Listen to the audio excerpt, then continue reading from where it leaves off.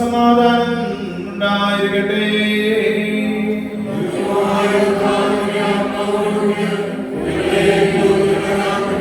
ലോകത്തിന് ജീവനും രക്ഷയും അറിയിക്കുന്ന മർക്കോസ് എഴുതിയ ജീവൻ നൽകുന്ന അറിയിപ്പായ നമ്മുടെ കർത്താവേ യേശുമിശിഹായുടെ വിശുദ്ധ എവങ്കേലിയോൻ.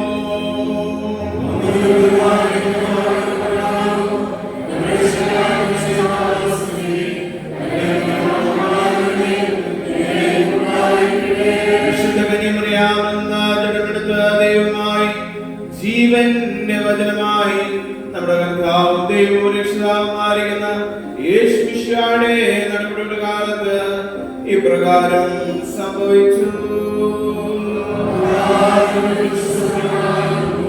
അവർ യെരിഹോവിലെത്തി.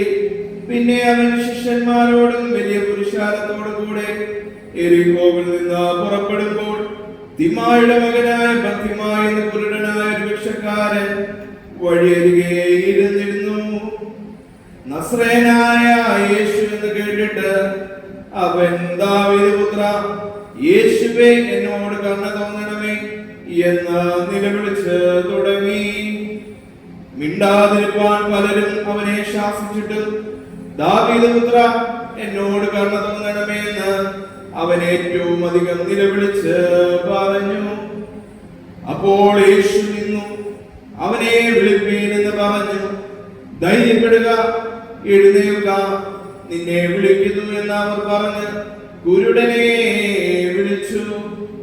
അവൻ തന്റെ പുതപ്പിട്ടും കളഞ്ഞ് ചാടി എഴുന്നേറ്റ് യേശുവിന്റെ അടുക്കൽ വന്നു.